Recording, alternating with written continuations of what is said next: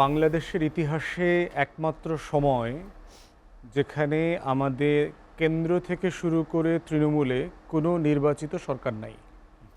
৭১-এর যুদ্ধের সময় এটা হয় নাই। আমাদের কিন্তু পঞ্চায়েতি ব্যবস্থা তখনও ছিল, জীবিত ছিল, ফাংশনাল ছিল।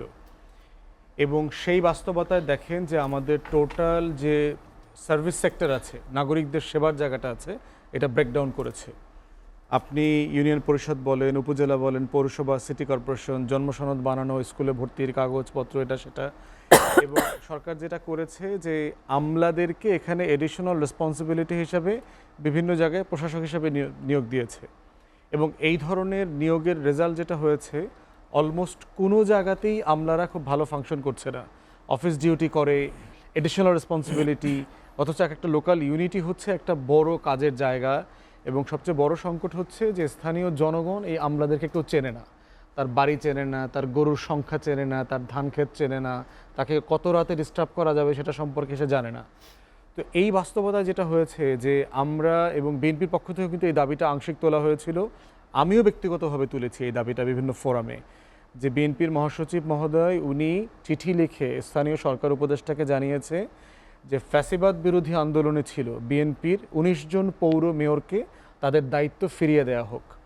আমরাও যে পৌরসভার কাউন্সিলরদের অ্যাসোসিয়েশন আছে, তারপরে সিটি কর্পোরেশন কাউন্সিলরদের অ্যাসোসিয়েশন আছে, সেই অ্যাসোসিয়েশনে গিয়ে বলেছি ফ্যাসিবাদ বিরোধী আন্দোলনে সক্রিয় যারা কাউন্সিলর ছিলেন, যারা পৌরসভাতে এবং সিটি কর্পোরেশনে নির্বাচিত হয়েছে স্বতন্ত্র প্রতীকে, ইউনিয়ন পরিষদ সরকার রেখে দিয়েছে, অথচ ইউনিয়ন পরিষদে কিন্তু নির্বাচন হয়েছে প্রতীকে, আওয়ামী লীগের নির্বাচিত লোকেরা কিন্তু পলাতক বর্তমানে। তাহলে সেই মানুষগুলোকে আমরা দেখেছি প্রায় ৫৭০০ তালিকার ভিতর থেকে ১৭০০ থেকে ১৮০০ পাওয়া যাচ্ছে যারা বিএনপি রাজনীতি করতো, জামাতের রাজনীতি করতো, ইন্ডিপেন্ডেন্টলি আওয়ামী লীগের প্রার্থীকে হারিয়ে হয়েছে। এই মানুষগুলোকে প্রশাসক হিসেবে দায়িত্ব দেওয়া হোক। বাকি জায়গাগুলোতে সিভিল সোসাইটি থেকে আন্দোলনের পক্ষে ছিল এমন মানুষদেরকে দায়িত্ব দেওয়া যেতে পারে সেবাটাকে কন্টিনিউ করবার জন্য। এটা হচ্ছে একটা বিকল্প যদি নির্বাচন আপনি না করেন। এর একটা বিকল্প হচ্ছে নির্বাচন দিয়ে দেবেন। কিন্তু আপা রাইটলি পয়েন্ট আউট করেছেন যে আমরা জাতীয় নির্বাচনের জন্য যেই চ্যালেঞ্জগুলো ফিল করছি, ধরুন আমার ভোটার তালিকাটা হালনাগাদ করা, নির্বাচন কমিশনার বলছে যে আমার এই বছরের অক্টোবর থেকে আগামী বছরের মার্চ পর্যন্ত লেগে যেতে পারে। তাহলে যদি আগামী বছর মার্চে আপনার অপটিমাম হয় যে আপনি ১২ কোটি ২০ লাখের মতো ভোটার আছে, ধারণা করছে আরও ৪৫ লক্ষ বাড়বে, কিন্তু এই সংখ্যাটা আসলে ১ থেকে ১.৫ কোটি পর্যন্ত হেরফের হবে। কারণ আওয়ামী লীগের যে ভুয়া ভোটার আছে এটা কাটতে হবে, নতুনটা যোগ হবে। সো এই হালনাগাদে ১.৫ থেকে ২ কোটি লোকের একটা মানে এন্ট্রি অ্যান্ড এক্সিটের একটা জায়গা আছে। এই পুরো হালনাগাদটা তো আপনাকে করতে হবে। দ্বিতীয়ত হচ্ছে যে আপনার প্রশাসনিক সক্ষমতা। আওয়ামী লীগ যাদেরকে দিয়ে ১৪, ১৮, ২৪-এ নির্বাচন করিয়েছে, সেই ছাত্রলীগ, গোপালগঞ্জের পুলিশ, সেই আওয়ামী প্রশাসন, সিভিল মিলিটারি ব্যুরোক্রেসি, তারা তো এখনও ইন্ট্যাক্ট আছে। তাহলে যাদেরকে আপনি এখানে রেখে তো একটা জাতীয় নির্বাচন করতে পারবেন না। তাহলে প্রশ্ন হচ্ছে আপনাকে সক্ষমতার পরিচয় দিতে হবে যে আমি স্থানীয় নির্বাচন করবার জন্য ৩ মাসের ভিতরে সক্ষম হয়ে যাব। ৩ মাসের ভিতরে যদি আপনি সক্ষম হয়ে যান, তখন আপনি পলিটিক্যাল পার্টির সাথে বসেন যে আমরা একটা টেস্ট ম্যাচ খেলতে চাই, যে জাতীয় রাজনীতি, জাতীয় নির্বাচন দেবার আগে নির্বাচন কমিশন দেখতে চায় যে আসলে স্থানীয় নির্বাচন করবার সক্ষমতার আছে কিনা। পলিটিক্যাল পার্টি যদি একমত হয় তখন নির্বাচন হবে। তাই পক্ষে এবং বিপক্ষে দুই দিকেই খুব পাওয়ারফুল আর্গুমেন্ট আছে। আমার জায়গাটা হচ্ছে ঐক্যমত প্রথমত সবার মধ্যে, দ্বিতীয়ত হচ্ছে প্রস্তুতি। এই দুইটা জায়গাতে যদি আমরা একমত হতে পারি, নির্বাচন হতে পারে, অথবা না হওয়া উচিত না।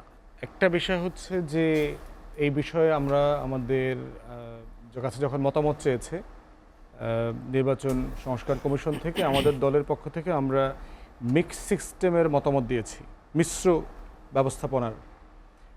আমরা বলেছি যে আমরা দ্বিতীয় চেম্বারের পক্ষ না, আমরা বোধ করি যে সংসদ সিঙ্গেল চেম্বারে যেভাবে আছে একটা মাত্র সংসদে থাকা উচিত, তার 2টা কক্ষ প্রয়োজন নাই।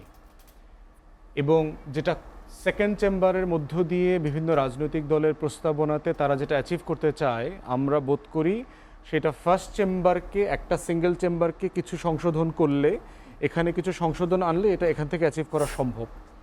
যেমন আমরা বলেছি যে 50 জন মহিলা সংরক্ষিত আসন আছে।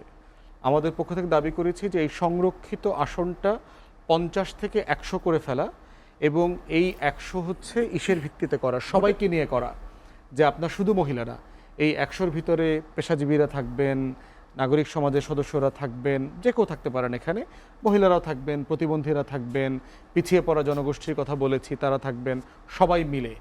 তাহলে যেটা আপনি আসলে সেকেন্ড চেম্বার থেকে অ্যাচিভ করতে চান, যে একটা সুশীল সমাজ, চিন্তক জনগোষ্ঠীকে অ্যাকোমোডেট করা, এই 100 সিটে আমরা চাচ্ছি যে আপনার পিয়ার সিস্টেমে ভোট হয়ে যাক, এবং পিয়ার হবে পার্টির উপরে ভিত্তি করে আর কি। এখন পিয়ারটা কত সিটে হতে পারে, এটা যদি রাজনৈতিক দলগুলো মনে করে ওয়েল 100 সিটে করব, 50 সিটে করব, সেটা সবাই মিলে একটা ঐক্যমত হতে পারে। এবং দেশের সবচেয়ে সচেতন এলাকাগুলোতে যদি আমরা একটা পাইলটিং করে দেখি যে আসলে ওপিনিয়ন ডিফারেন্ট হয় কিনা, মতামতটা আসলে রিফ্লেক্টেড হয় কিনা। কারণ দুনিয়ার একটা ওয়েস্টমিনিস্টার মডেল থেকে কিন্তু দুনিয়া এখন প্রচুর পরিমাণে, যেহেতু ভোট নষ্ট হচ্ছে, এবং রিসেন্ট ব্রিটিশ পার্লামেন্টারি ইলেকশন দেখেন আপনার লেস দ্যান 40% ভোট পেয়ে ক্ষমতা এসছে, রাইট। সো এবং কাস্টিং ভোটেরও দেখবেন যে 22%, 23%, 26% পেয়ে পার্টিগুলো ক্ষমতায় চলে যাচ্ছে। তো ফার্স্ট পাস দ্য পোস্টের এটার একটা বেনিফিটের জায়গা হচ্ছে যে এটা একটা স্টেবিলিটি দেয়। এখানে কোয়ালিশন সরকার, হাং পার্লামেন্ট হওয়ার সম্ভাবনা থাকে না, অথবা আবার দ্রুত নির্বাচন দেবার প্রশ্ন আসে না, নো কনফিডেন্স ইস্যু আসে বারবার, ইমপিচমেন্টের ঝামেলা হয়। এটা একটা স্টেবিলিটির জায়গা আছে। এটার একটা বড় সংকট হচ্ছে যে আপনি এই যে বিশাল জনগোষ্ঠী ভোটার, 75%, 80% যারা ভোট দেন, তাদের 35-40% ভোটের একটা রিপ্রেজেন্টেশন পার্লামেন্টে যায়। তাহলে এই যে বাকি 40% ভোটের কোনো রিপ্রেজেন্টেশন নাই, এটার সমাধান করবার জন্যই কিন্তু পিআর মডেলটা কাজ করছে। তাহলে সেক্ষেত্রে আমরা যদি টোটাল 400 আসনের এক সংসদে 50 থেকে 100 পিআর মডেলে চলে যাই, আর বাকিটা হচ্ছে যে আপনার আগের ফার্স্ট পাস দ্য পোস্ট, আমরা 300 কনস্টিটিউয়েন্সি, 300 জন প্রার্থী। হ্যাঁ হ্যাঁ, তো আপনি ধরেন 50টা ঠিক করলেন, যে ঢাকা শহরের 15টাতে অথবা কুমিল্লা, সিলেটের, এরকম করে করে এই 50টাতে পিআর ইলেকশন হবে, বাকিগুলোতে ফার্স্ট পাস দ্য পোস্ট হোক। তো এটার মধ্য দিয়ে যেটা হবে, আপনি অনেকগুলো পাইলটিং করতে পারবেন, যে দেখেন ভোটিং প্যাটার্ন কিভাবে আসে, মানুষের ভোট দেওয়ার কালচার পরিবর্তন হয় কিনা, জনগণের দৃষ্টিভঙ্গি পরিবর্তন হচ্ছে কিনা। যদি এটা ফাংশনাল হয় তাহলে এটাকে আপনি আরও ফার্দার এক্সপান্ড করবেন, যদি ফাংশনাল না হয় আপনি বাদ দিয়ে দিবেন। কিন্তু এই পিআর মডেলটার একটা পার্টিসিপেশনের বিতর্ক আছে, এবং আমাদের দলের পক্ষ থেকে এই জন্য আমরা মিক্স সিস্টেম প্রস্তাব করেছি। আমি খুবই আশাবাদী, আমি বরাবরের মতোই খুব আশাবাদী মানুষ, এবং মাঝে মধ্যে যখন বিভিন্ন সমালোচকরা জিজ্ঞেস করে যে হাসিনার আসলে কোনো ইতিবাচক দিক আছে কিনা, মানে আমরা তার তো সবসময় বদনাম সমালোচনা করি টুরি এগুলো, হাসিনারকে যে কারণে এই জাতি স্মরণ করবে সেটা হচ্ছে কোটি কোটি তরুণকে 3 সপ্তাহে ফেসবুক থেকে তিনি রাস্তায় নিয়ে আসছেন, এবং যেই বক্তব্য, যে রাজনৈতিক লেকচার, টকশো, এগুলো করে করে আমরা তরুণদেরকে রাজনীতির প্রতি আকাঙ্ক্ষিত করা, অনুপ্রাণিত করা, রাজপথে আনা, সংশ্লিষ্ট করবার চেষ্টা করে পারি নাই, সেইটা হাসিনা 3 সপ্তাহের ভিতরে করে ফেলেছে। অতএব এই যে কোটি কোটি তরুণরা যে নতুন করে অ্যাসপিরেশন, তাদের আকাঙ্ক্ষার কথা দেয়ালে দেয়ালে লিখেছে, এই দেয়াল লিখনগুলোই হচ্ছে আমাদের আশা ভরসার একটা বড় জায়গা, এবং তারা বারবার একই কথা বলছে। এবং আপনি যদি চায়ের দোকানে যান, আপনি টিএসসিতে যান, ক্যাম্পাসে ইয়াংদের সাথে মেশেন, ঢাকা বিশ্ববিদ্যালয়ে প্রতিদিন মানে ডজন ডজন প্রোগ্রাম হচ্ছে শুধুমাত্র নতুন বাংলাদেশের আকাঙ্ক্ষা নিয়ে, নতুন নতুন সংগঠন হচ্ছে। এটা একটা বিশাল আশার জায়গা যে এই 6-6.5 কোটি তরুণ যখন বেঁকে বসবে দেশটাকে গড়বার জন্য ইতিবাচকভাবে, তখন এই দেশ অন ট্র্যাক আসতে বাধ্য।